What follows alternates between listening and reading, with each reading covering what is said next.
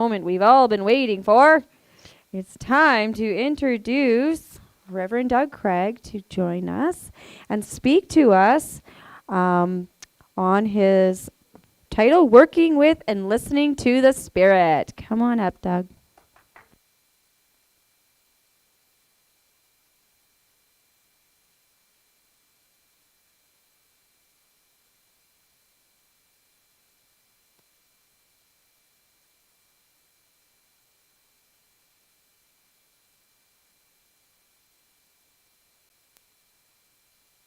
On here. Am I turned on now, Russ? Whee! Okay. Well, getting close to Christmas, isn't it? I start next weekend. Yep, busy and booked up every weekend till the day before Christmas. Ho, ho, ho, ho, ho, ho, ho, ho. Well, please join me in consciousness as we go within.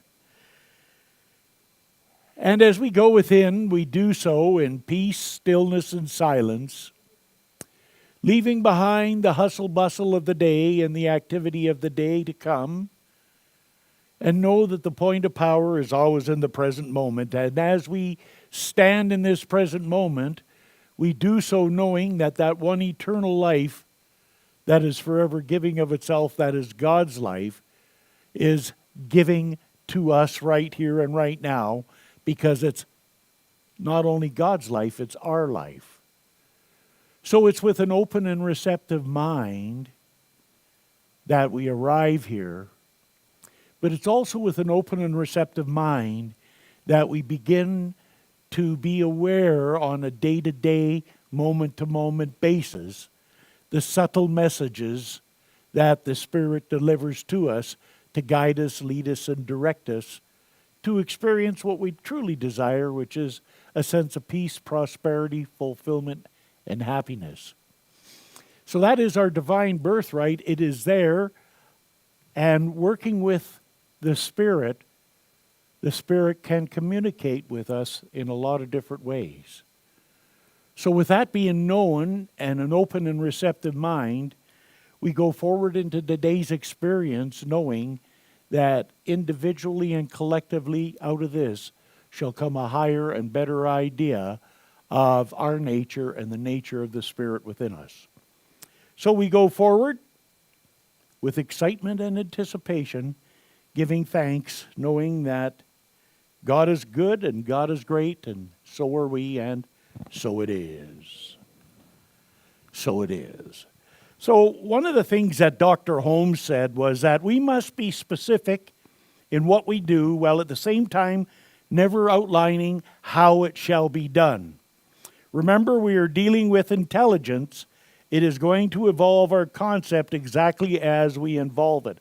So one of the things that's a tool out of my spiritual toolkit that I use, and my favorite tool of all, is learning to listen to the Spirit speak, and how that does in me, through me, and by means of me, and uniquely.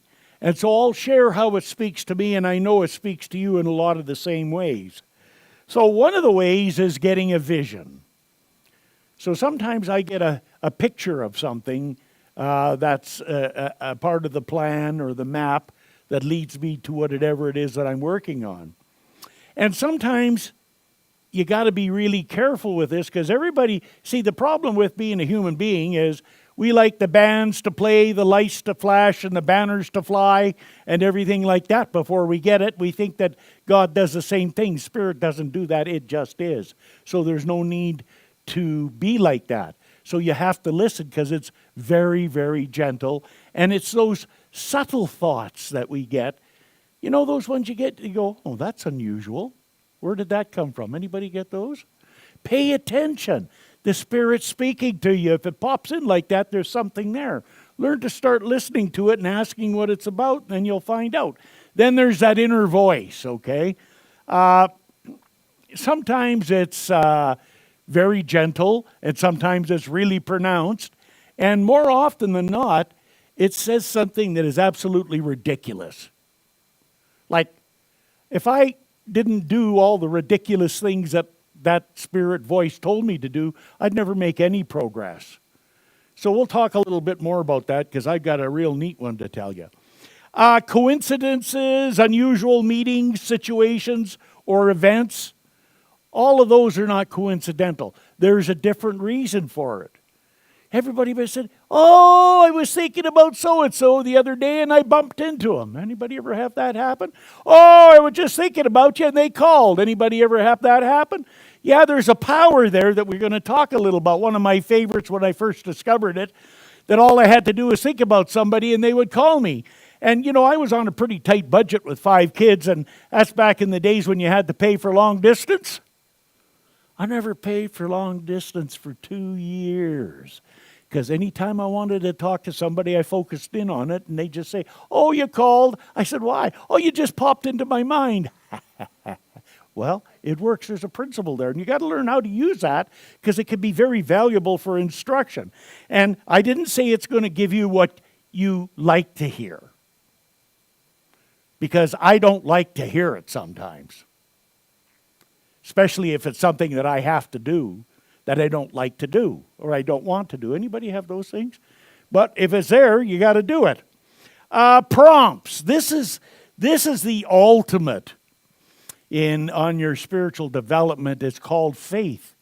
And it's learning how to step into situations and be centered and not have anything running through the mind.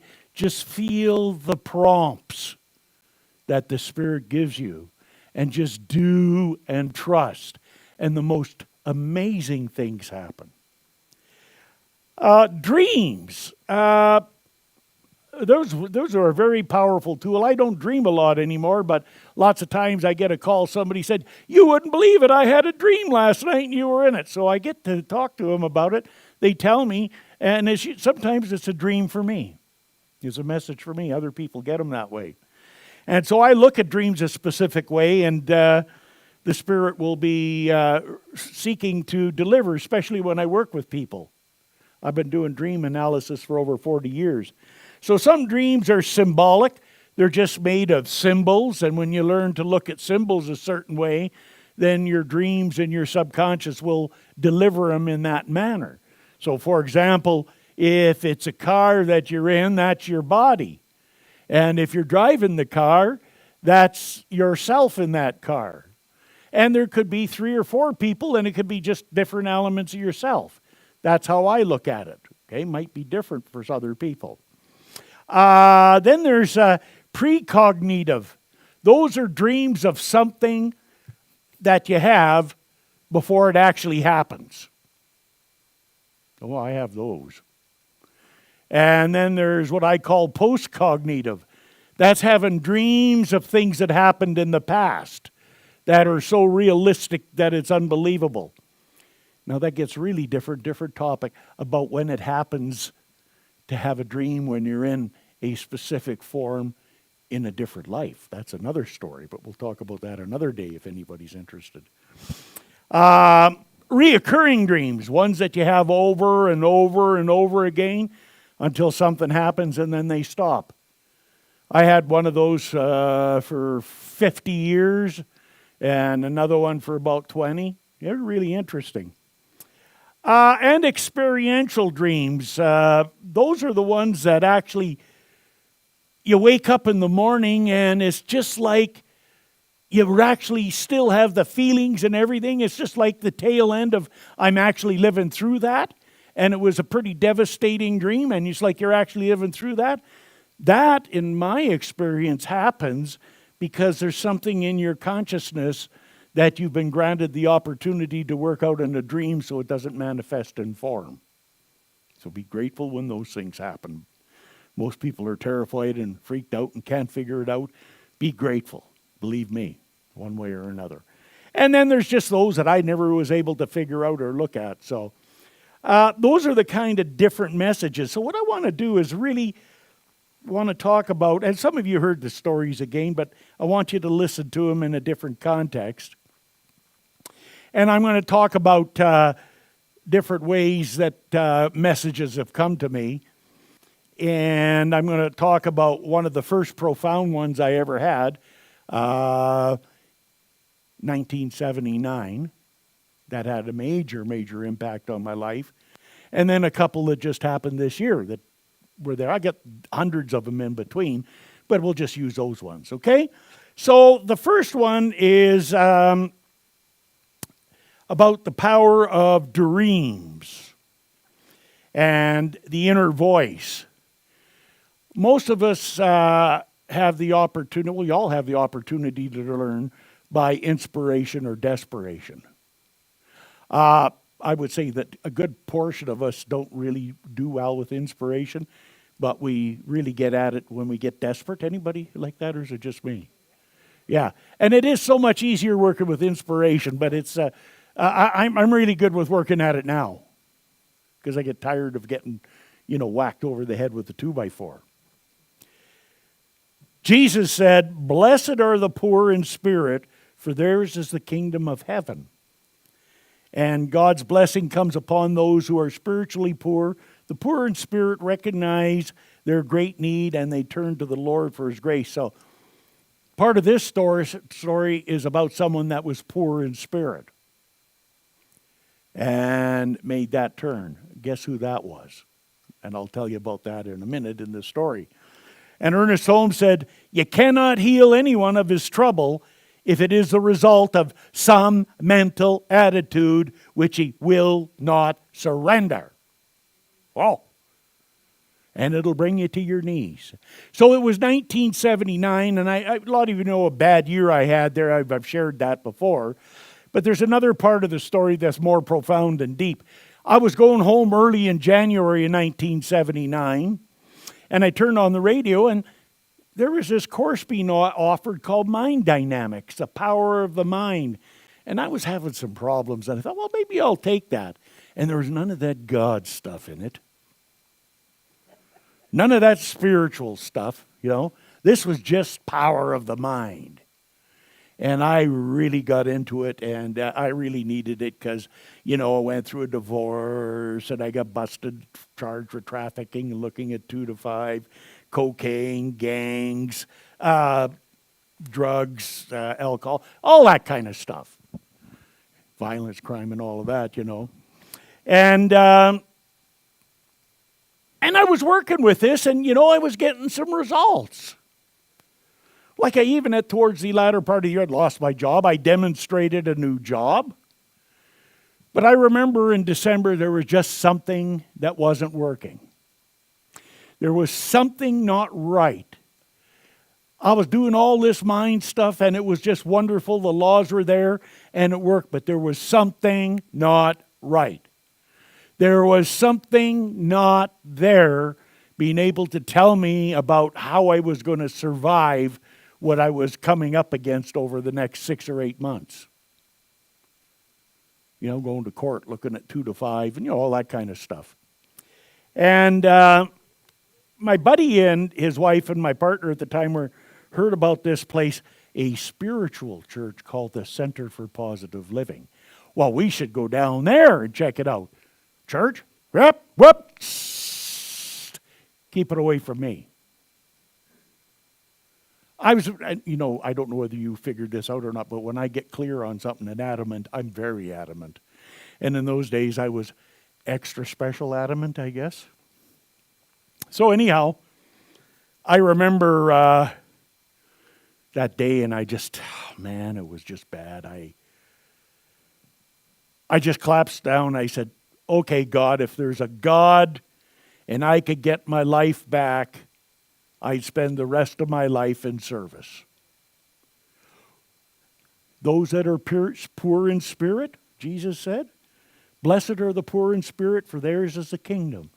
The instant one turns from that darkness to the light, the instant things happen.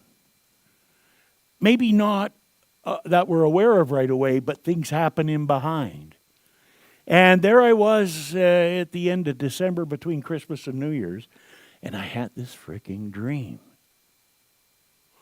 Like I was sitting in this old theater in this Pacific chair, and the curtain was all backdrop purple, and there was a lectern and 3 chairs, and one in behind the lectern and a guy standing there talking. There's nobody else in the theater. It was just me. And I'm sitting there and I'm going, whoa, does that ever make sense? And then I woke up in the morning and I'm going, whew, that's pretty weird. But it was so real, I told my buddy and my partner at the time, I've got to go there. I got to go see that. So it was the second Sunday in January 1980. I did the 40-year talk the second Sunday in January 2020 in Calgary. I went, and there in the foyer was this guy, not in the theater, and it was the same guy that was in my dream. Holy zing, zzz, everything was standing on edge. And then I walked into the place, and I walked down these stairs, and the theater was exactly like it was in the dream. The chairs, the curtain, the lectern. And I walked and I sat down, and he come out and started talking, and I couldn't believe what I was listening to. It was just so right on. And then I realized I'd actually walked in and sat down in the same chair that I was in the dream. Never thought about it until after it happened. I spent 6 months in that chair, by the way. At the end, I'm going, okay, this has got to be it. I mean, how can you miss that? I was a little slow, but I got that one, eh? So then, that's the dream. Next week, I'm there, sitting there, just liking it, minding my own business, And then this voice says, Doug, you're going to enjoy being a minister. Well, can you imagine me? There I am. I got 2 years more going to be in the gang business to get out honorably. I'm going in March, looking at 2 to 5 if I'm convicted in prison. I'm still working through the cocaine addiction and my alcohol problem, which I don't even want to get into. It was the most freaking ridiculous thing I've ever heard in my life.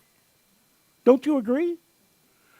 And I'm going, this is ridiculous. That's what I said. This is, really. And I sat back into the talk, and a few minutes later, the voice says, Doug, you're going to enjoy being a minister. Oh, well, okay. I guess I got it, but I don't know what that means. So you got to show me, because I don't have a clue. We didn't even have a program then. We were a different kind of organization. It wasn't until we got Arlene Bump in 83 that we had a training program for ministers. So this was 3.5 years before that ever happened to start with. Well, guess what? It was right. I just followed it, and here I am today, okay? So I share that one because it was so profound and, so absolutely ridiculous, that voice. But I always listen to the voice, and you wouldn't believe how I cussed it out and swore and said some really nasty things when I got told to do some of this stuff. You got to be, I won't get into it. You got to be, I could get really into it. You got to be kidding. Okay, well, that's what I got to do. Then there's this other one. It's called Coincidences, Unusual Thoughts at Unusual Times, Subtle Thoughts. And it's really, it really gets into the idea of intention and purpose versus what you want. So we're going to talk about that. Ernest Holmes talked in the Science of Mind textbook on page 193, one of my favorite little things. And he's talking about the 3 ways that we use our mind.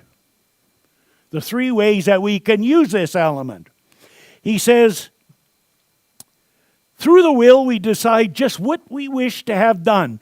The will holds attention to the mental viewpoint until the creative power has time to work through the law of unfoldment.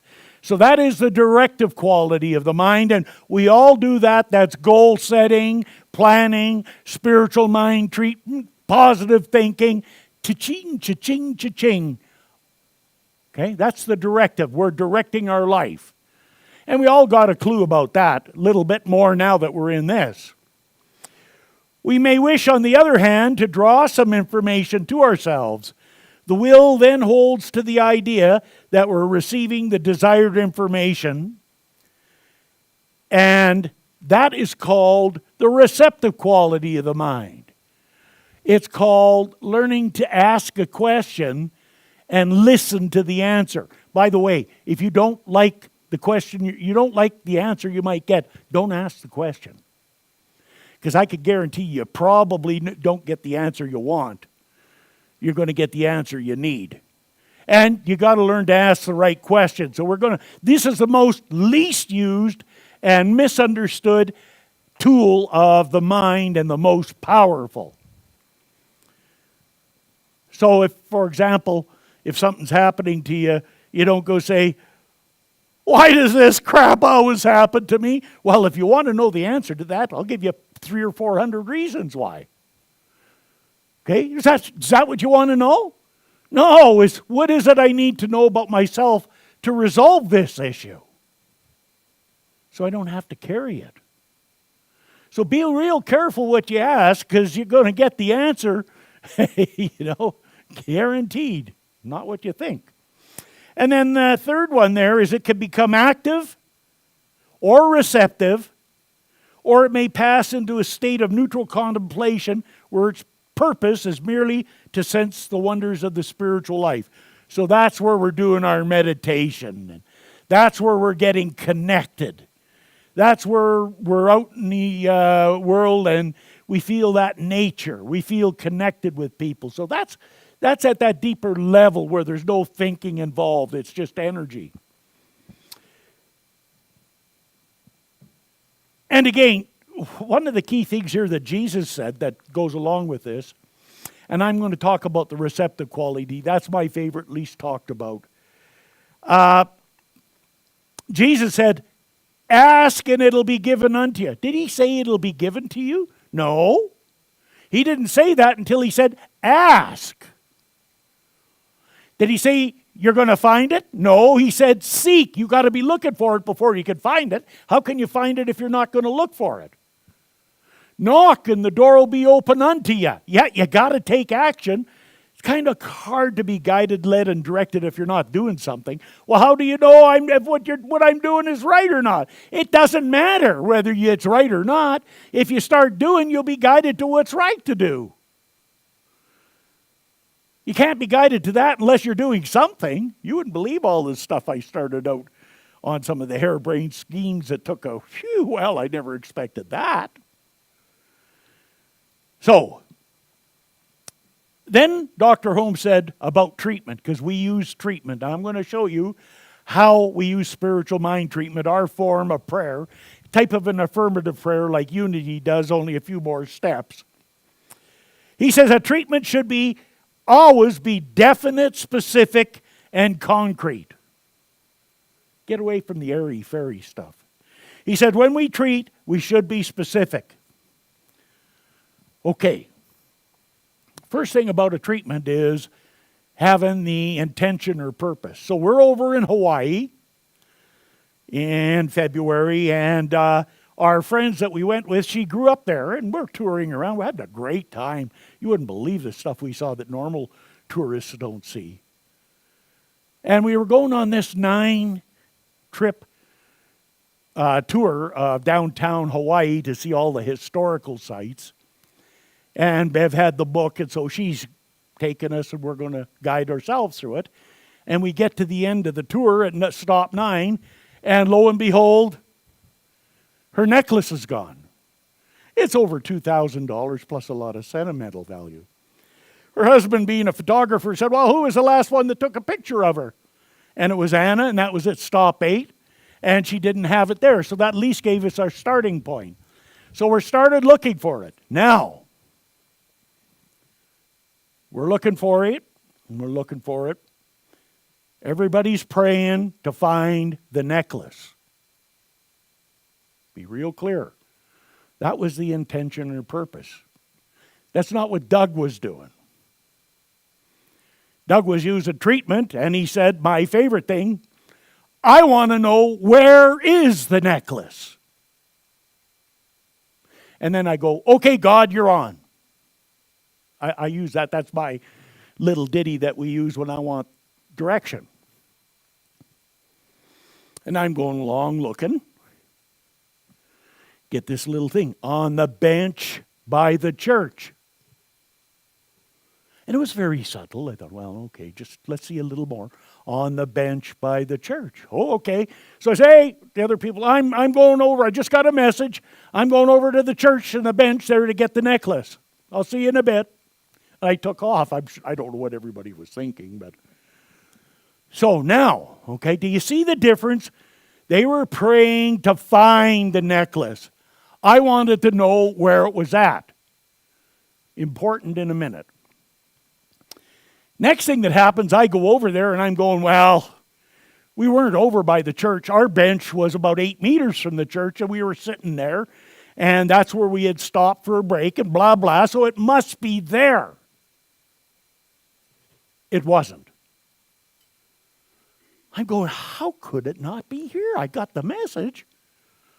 On the bench by the church.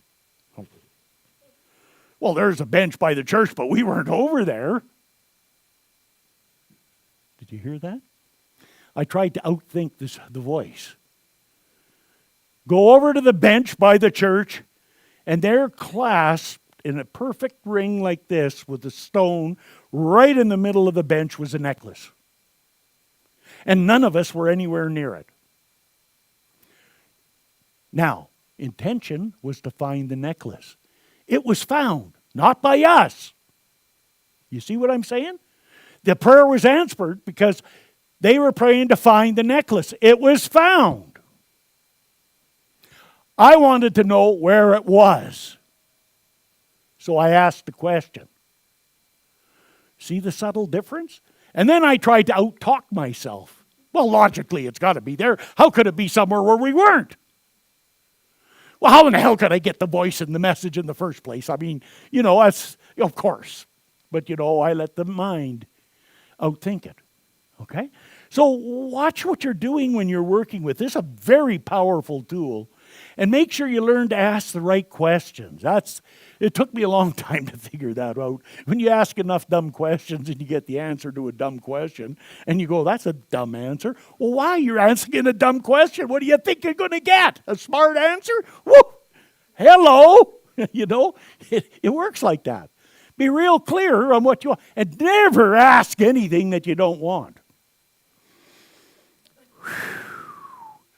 That's how I got into this in the first place. I didn't know I wanted this. If you'd have told me, I'd have said, I want those drugs. They got to be good. You're on that stuff. Woo. Okay, another one here is about prompts.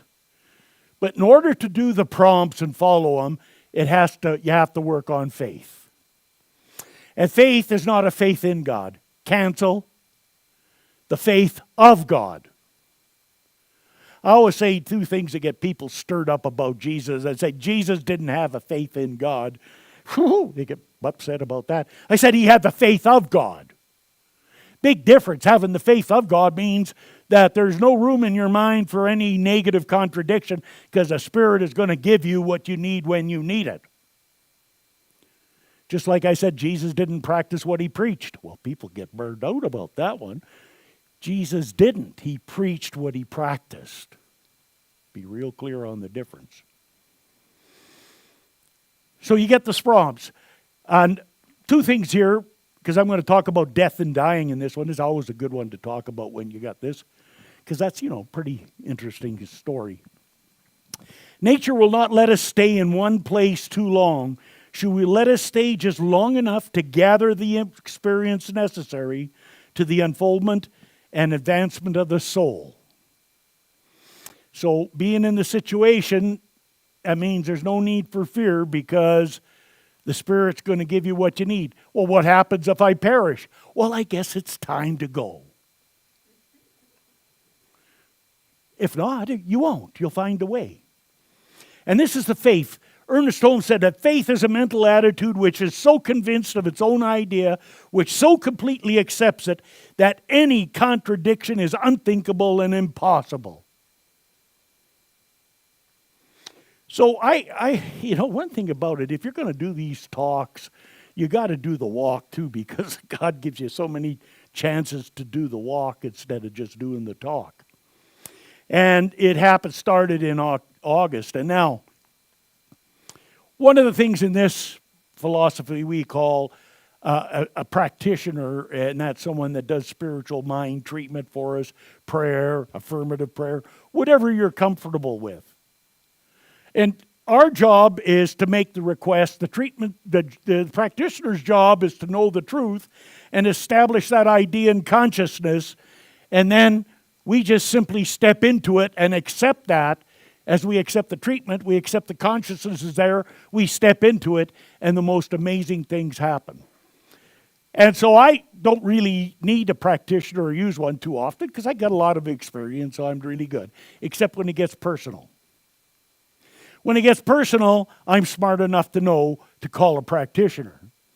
So recently, my brother went into the hospital in August, and I had seen something that I didn't like and didn't have a good feeling about it, so I called a practitioner to do treatment for me for that experience of whatever happened. And truly, my brother went in, and I stepped into the experience knowing that the divine right action was established in consciousness, and I would be given what I needed to do in order to go through that process when I needed to do it. And so what happened is I gave permission to have a blood transfusion so Bob could get a dialysis, but that didn't work. We didn't know it at the time, but it didn't work, and he had a non-resuscitation order. And so he was going south, and then all of a sudden he come out of it and said, I want to live. So they resuscitated him, got the crash card out, and then put him on life support, blah, blah. He even woke up, ripped the IV out, because that's not what he wanted. But they kept him going, and then ultimately we were all called in. And we're there, and there's Anna and myself and my cousin Butch and his wife Wanda and my daughter Krista, and one of Bob's lifelong friends, a gal by the name of Lori, come up from Tabor. And so we were all there, and the doctor had told me that they might be able to save him. But if they did save him, then he would never get back to where he was before. He'd be totally in bed. So you have to make that decision based on that. I said, well, actually, it's quite easy. He looked at me. I said, if Bob come through awake and he was alive and that was his life and I got too close to him, he'd reach up and grab me by the throat and choke me for not doing it the other way. And by the way, you could ask Anna, is that the truth, Anna? Yeah, you would have. And so the doctor talking to the other doctor, he never said, oh yeah, well, we're going to, pull the plug on that. He told the same story I did about getting choked. So they really related to that, it was really true. So one of the things that had happened is we were there, and now, I'm calling all the shots. I got these people here. I got to do it all. And I haven't been in that experience quite like that before, not with my brother. I've been with dying people before, but not my brother, and that's really close, and he's the last one I got. I'm the last one of 6 standing, and while we're sitting around talking, and they took the sedation out so that he would not be going under when we pulled the tube because of sedation. He said he might come awake, but it's highly unlikely. And so, we're sitting around talking and everything like that about things and telling stories. And Bob's just right there. We're doing that. And then as the sedation began to wear out and they told us that, then we all stood around them and held hands. And I did a treatment to release and let go that I work with people that are at that stage of their life so that they could let go of the physical and let the spiritual take over. That works quite well. Some of you remember Gord. He couldn't go, so Audrey called me up, and once I talked to him and did the treatment, that was it. He was gone shortly after, right? And so we did that, and, when they pulled the plug. It was about 4 or 5 minutes later, and he flatlined, okay? I felt really good about that because I followed everything that I was prompted to do, and it was just a beautiful, you could ask Ann, it was a beautiful experience. But then something else happened I didn't expect to happen was that was in August, and we had the service on October 20th. I just had no idea that I had missed him that much or would have that much grieving. I've never had that much for anybody or anything. So guess what I did?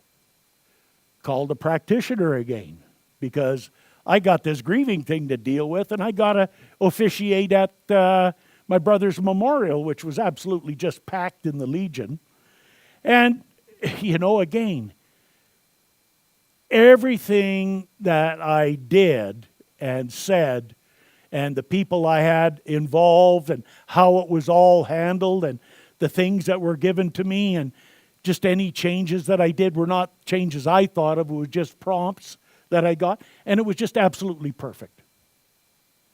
It was absolutely perfect. And I wish I could say, well, I sit down and got that all planned, but I didn't. I sat down and did what I needed to do, and things got changed around at different times, and last-minute insert and that. All just something that I was prompted to do that was right. So prompts are a real difficult thing to get to do, because you got to have that faith, and you got to stay in the eye of the storm. I am calm, I am centered, I am peaceful, and I am poised at all times and in all situations. And as one can do that, then those little prompts that you get will give the job when you don't know what to do. I saved 2 of my buddies' lives by using that system, coming out of the mountains and getting them out alive. And one of them, they still can't figure out why he was alive. They just can't do it because they don't understand what treatment and what the Spirit can do. So I share these personal experiences, and I got tons more of them, to let you know a lot of the different ways that Spirit can speak to you when you learn how to use it. And I keep working with it every day and enhancing it, and I have more trust and more faith. And I don't do nearly as many stupid things as I used to do. Like, I'm probably down to, maybe under 20 a week. And I'm working at it, At one time, it was all I used to go, I did something smart this week, right? Now it's the other way around. And I like it. So don't think, oh, well, I'll get started on that and I'll be okay tomorrow. I've been doing this 44 years, and I'm just telling you now, I'm really starting to get a handle on it. It's really starting to work. But it doesn't eliminate stupid. You're just human, and you're going to do it anyhow. So don't beat yourself up. Get back on the bandwagon. Get back with it. And I know for you, as I know for myself, that divine right action takes place in my life. And there's a gradual, orderly, sequential unfoldment into form of the highest and best that I am. And I know it for myself, and I know it for each one here. And I give thanks. I declare it. I let it be so. And so it is. Whee!